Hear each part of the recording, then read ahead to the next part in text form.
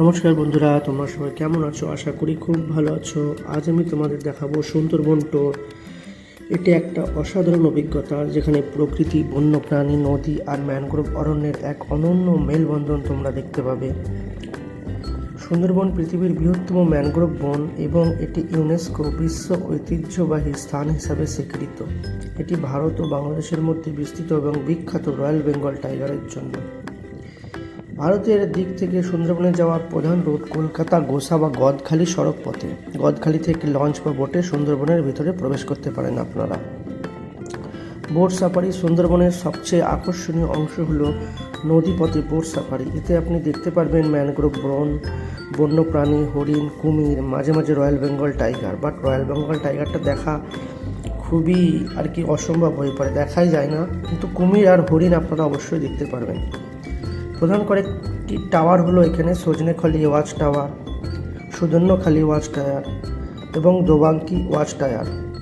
এখান থেকে প্রাণী দেখার ভালো সুযোগ থাকে। এখানকার মন্দির হলো বনবিবি টেম্পল, সুন্দরবনের স্থানীয় লোকেদের বিশ্বাসের প্রতীক।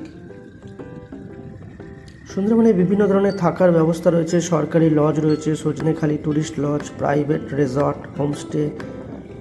জনপ্রিয় থাকার জায়গা আপনারা পেয়ে যাবেন গোসাবা, দায়াপুর ও পাখিরালয়। সাধারণত বাঙালি খাবার পরিবেশন করা হয়ে থাকে যে সমস্ত বোটগুলোতে। আমরা একটা লঞ্চ বুক করে নিয়েছিলাম। মোস্ট অফ দ্য খাবার ঠিক আপনারা বাঙালি পেয়ে যাবেন।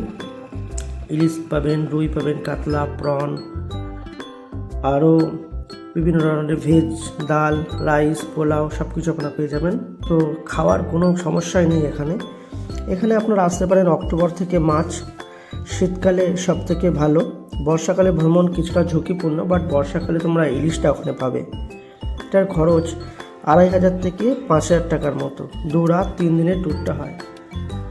তো তোমরাও চলে আসতে পারো ফ্রি টাইমে। 3 দিনের জন্য বুক করে সুন্দরবনে। খুবই ভালো লাগবে, খুবই মজা হবে। চারিদিকে প্রকৃতি, বন, জঙ্গল, নদী আর বোট রাইড খুবই অসাধারণ। চলো, আজকের আমার ভিডিওটা এই পর্যন্তই। দেখা হচ্ছে আবার পরবর্তী ভিডিওতে। তোমরা সবাই ভালো থাকো। Thank you very much.